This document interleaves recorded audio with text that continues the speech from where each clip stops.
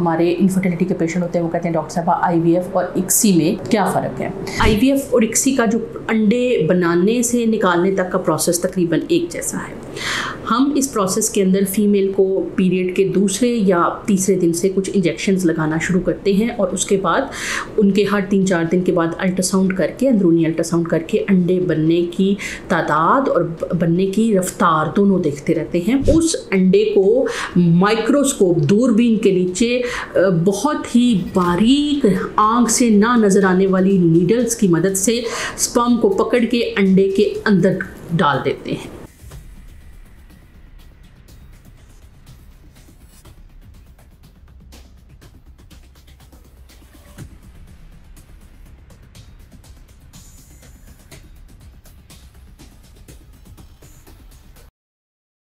जी अस्सलाम वालेकुम, मैं हूं डॉक्टर नाइला, कंसल्टेंट गायनेकोलॉजिस्ट और इनफर्टिलिटी स्पेशलिस्ट गायनी सॉल्यूशन के फोरम से आपकी एजुकेशन, अवेयरनेस और इन्फॉर्मेशन के लिए वक्तन फ़वक्तन वीडियोस लेके आती रहती हूं। आज हमने बात करनी है जो हमारे इनफर्टिलिटी के पेशेंट होते हैं वो कहते हैं डॉक्टर साहब आईवीएफ और इक्सी में क्या फ़र्क है। आईवीएफ और आईसीएसआई यानी इक्सी के अंदर क्या फ़र्क है। अच्छा, अब इसको देखें, आईवीएफ और इक्सी का जो अंडे बनाने से निकालने तक का प्रोसेस तकरीबन एक जैसा है। हम इस प्रोसेस के अंदर फीमेल को पीरियड के दूसरे या तीसरे दिन से कुछ इंजेक्शंस लगाना शुरू करते हैं और उसके बाद उनके हर 3-4 दिन के बाद अल्ट्रासाउंड करके, अंदरूनी अल्ट्रासाउंड करके अंडे बनने की तादाद और बनने की रफ्तार दोनों देखते रहते हैं। जब अंडे एक ख़ास क्वांटिटी के अंदर और एक ख़ास लेवल तक बन जाते हैं, एक ख़ास साइज़ पे पहुंच जाते हैं, तो हम वो अंडे मरीज़ को हल्की सी बेहोशी दे के वजाइना के ज़रिए से एक बारीक नीडल की मदद से एस्पिरेट कर लेते हैं। जब वो अंडे बारीक नीडल की मदद से हम एस्पिरेट कर लेते हैं उनका फ्लूइड, तो वो एग्स हम लेबॉरेटरी में दे देते हैं। अब लेबॉरेटरी के अंदर अब उनकी फर्टिलाइजेशन होती है।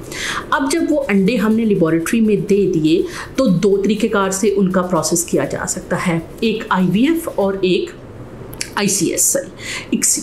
अब आईवीएफ में क्या होता है कि एक बहुत ही छोटी सी डिश होती है जिसके अंदर कल्चर मीडिया, जो कि एग्जैक्ट कॉपी होता है फैलोपियन ट्यूब के अंदर के एनवायरनमेंट का, उसकी पीएच, उसकी जो सॉल्ट, उसकी टेम्परेचर, हर चीज़ उसकी कॉपी होता है। उसके अंदर हम एक अंडा रखते हैं और उसके आगे पीछे कुछ स्पर्म्स छोड़ देते हैं और उनको फिर हम इंक्यूबेटर में रख देते हैं। अब होता यह है कि उन अंडे के गिर्द उन एक्टिव स्पर्म में से कोई ना कोई स्पर्म अंदर जाता है और उस अंडे को फर्टिलाइज करता है। अब इक्सी में, आईसीएसआई में क्या होता है कि हम उस अंडे को माइक्रोस्कोप दूरबीन के नीचे बहुत ही बारीक आंख से ना नज़र आने वाली नीडल्स की मदद से स्पर्म को पकड़ के अंडे के अंदर डाल देते हैं।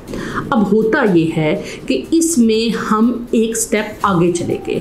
वो जो डिश है उसके अंदर there are chances of fertilisation 50%, लेकिन इक्सी के अंदर जो फर्टिलाइजेशन के चांसेस हैं वो 20 से 30% ज़्यादा होते हैं, क्योंकि हमने स्पर्म को माइक्रोस्कोपिक नीडल की मदद से पकड़ के अंडे के अंदर डाल दिया है और उसके अंदर जो है वो अब देयर आर 100% चांसेस कि अंडा और स्पर्म आपस में मिल गए हैं।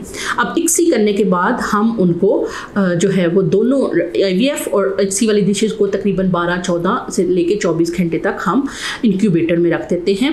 अब उस इंक्यूबेटर के अंदर स्पर्म और अंडे का जो डीएनए मटेरियल है वो एक दूसरे के साथ मिलता है और वो 46 जो XX या XY का कोड कंप्लीट हो जाता है। अब अगली सुबह जब हम 12-14 घंटों के बाद देखते हैं कि कितने अंडे हैं जो फर्टिलाइज।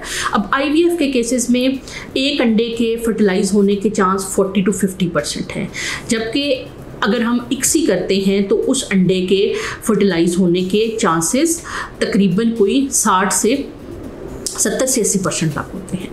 अब जब एक अंडा फर्टिलाइज हो जाता है तो ये as a embryologist, as a fertility consultant हमारे लिए बड़ी अच्छी न्यूज़ होती है कि हमारे जितने अंडे मैच्योर निकले थे उनमें से इतने अंडे फर्टिलाइज हो गए हैं।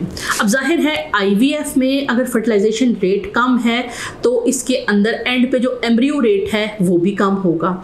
तो जब हम एम्ब्रियो बैंक करते हैं तो हम प्रेफर करते हैं आईसीएसआई को, इक्सी को। हम IVF को कम प्रेफर करते हैं। हमारी कोशिश होती है कि अगर अंडे थोड़े हैं तो हम हर पेशेंट का इक्सी करते हैं ताकि उसके अंदर हमें एंड पे एम्ब्रियो ज़्यादा मिले। ज़ाहिर है ज़्यादा अंडे फर्टिलाइज होंगे तो ज़्यादा क्लीव होंगे, अगर ज़्यादा क्लीव होंगे तो ज़्यादा ब्लास्टोसिस्ट या मोरुला या कॉम्पैक्शन स्टेज तक पहुँचेंगे, जिससे हमें ये फ़ायदा होगा कि मरीज़ का एंड पे हमारे पास फ्रीजिंग के लिए बैंक बड़ा बनेगा। अब आप सिंपल IVF का जब प्रोसेस कराते हैं, आपके 6 अंडे निकले, 6 अंडों को स्पर्म के सराउंड करके इंक्यूबेटर में रख दिया, 5वें दिन बाद देखा सिर्फ एक अंडा मैच्योर, एक एम्ब्रियो बना है, तो अब एक एम्ब्रियो का बैंक नहीं बन सकता। तो अगर डॉक्टर कोशिश करे हर पेशेंट को इंडिविजुअलाइज करे कि इसके इतने अंडे बने हैं, इसको मैंने इस तरह से लेके चलना है ताकि उस पेशेंट का बैंक बने। बैंक और भी बहुत सारी बातों पे डिपेंड करता है, जैसे एग क्वालिटी के ऊपर, स्पर्म क्वालिटी के ऊपर डिपेंड करता है, मैच्योर अंडों पे डिपेंड करता है, और भी बहुत सारी चीज़ें होती हैं।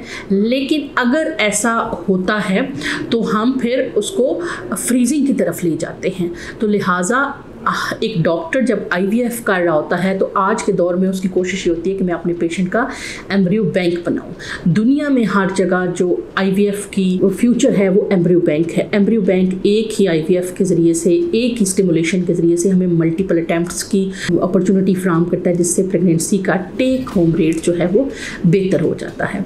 उम्मीद है ये वीडियो आपको पसंद आई होगी और आपकी इन्फॉर्मेशन इसमें इजाफा हुआ होगा। मिलते हैं इंशाल्लाह नेक्स्ट किसी वीडियो में, तब तक के लिए अल्लाह हाफ़िज़।